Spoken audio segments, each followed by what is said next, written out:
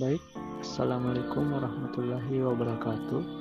Perkenalkan, nama saya Muhammad Nufil Hanif, mahasiswa Institut Teknologi Baharudin Yusuf Habibie. Langsung saja, saya akan menjelaskan apa itu fluida serta konsep-konsepnya. Fluida adalah zat yang mengalir, mencangkup cairan dan gas, selalu menyesuaikan wadannya. Fluida dipelajari dalam dua bagian, yaitu statis, terdiri dari tekanan dan gaya apung, dan dinamis, terdiri dari aliran dan kecepatan, yang penting bagi teknologi dan kehidupan sehari-hari. Konsep pertama yang akan saya bahas yaitu tekanan hidrostatis. Apa sih yang dimaksud dengan tekanan hidrostatis? Tekanan hidrostatis adalah tekanan yang dialami oleh zat cair pada kedalaman tertentu akibat berat cairan di atasnya. Semakin besar kedalamannya, semakin besar pula tekanannya. Adapun rumusnya sebagai berikut. P sama dengan B kali G kali H. Keterangannya, B dalam kurung RHO sama dengan massa jenis fluida yang satuannya kilogram per meter kubik. G sama dengan percepatan gravitasi yang satuannya meter per sekon pangkat 2. H sama dengan kedalaman, satuannya adalah M. Contoh terapan yang akan saya angkat pada konsep tekanan hidrostatis yaitu penyelam laut dalam harus menggunakan baju selam khusus agar tahan terhadap tekanan air tinggi di dalam laut. Dapat kita lihat contoh gambar sebagai berikut. Konsep kedua yang akan saya bahas yaitu hukum Pascal, di mana definisi dari hukum Pascal tersendiri adalah tekanan yang diberikan pada zat cair dalam ruang tertutup akan diteruskan ke segala arah dengan besar yang sama, di mana yang berbunyi tekanan pada fluida dalam ruang tertutup diteruskan ke segala arah sama besar. Dongkrak hidrolik dan rem hidrolik adalah contoh penerapan dari hukum Pascal, di mana rumusnya F1 per 1 sama dengan F2 per A2, di mana F adalah gaya yang satuannya N dan A luas penambang yang satuannya meter kuadrat. Contoh penerapan hukum Pascal yang akan saya ambil yaitu tempat tidur rumah sakit hidrolik, di mana kita bisa memanfaatkan prinsip Pascal untuk menaikkan dan menurunkan posisi pasien dengan sedikit gaya. Dapat kita lihat sebagai gambar berikut.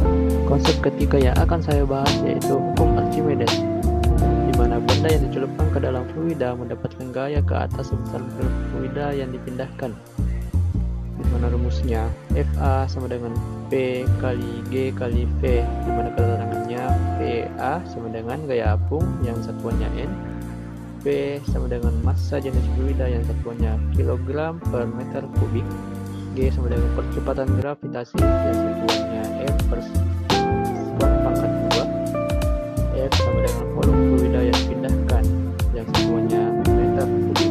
Contoh penerapan hukum Archimedes yang akan saya ambil yaitu penimbangan emas, yang dapat kita gunakan untuk mengetahui kadar emas asli dengan membandingkan beratnya di udara dan di air. Dapat kita lihat contoh gambar berikut.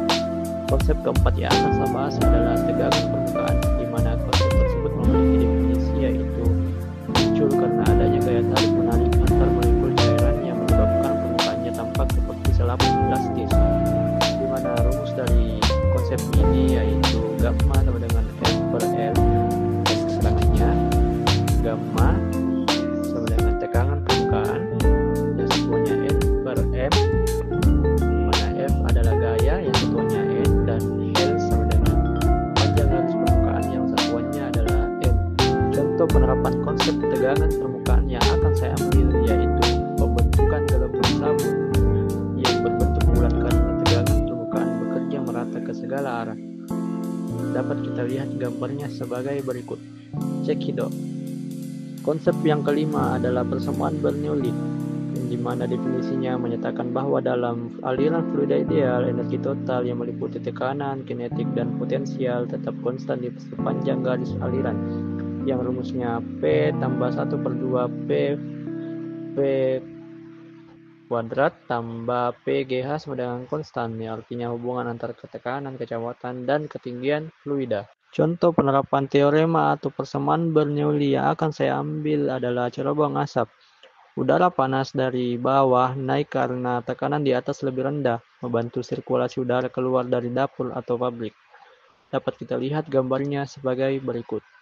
Dan konsep terakhir yang akan saya bahas adalah asas atau persamaan kontinuitas, di mana Konsep ini memiliki definisi menjelaskan bahwa laju aliran fluida yang masuk dan keluar dari sistem tertutup adalah sama. Jika luas penampang mengecil, kecepatan aliran meningkat. Yang rumusnya A1 kali V2 sama dengan A2 kali V2, yang artinya jika luas penampang mengecil, maka kecepatan aliran membesar. Contoh penerapan asas atau persamaan kontinuitas yang akan saya ambil adalah pipa air di rumah bertingkat. Air mengalir lebih cepat di pipa sempit agar debitnya tetap sama. Dapat kita lihat sebagai gambar berikut. Fisika fluida memainkan peran penting dalam memahami berbagai fenomena alam dan teknologi modern. Dengan demikian, fisika fluida bukan hanya teori, tetapi ilmu yang nyata digunakan dalam kehidupan sehari-hari.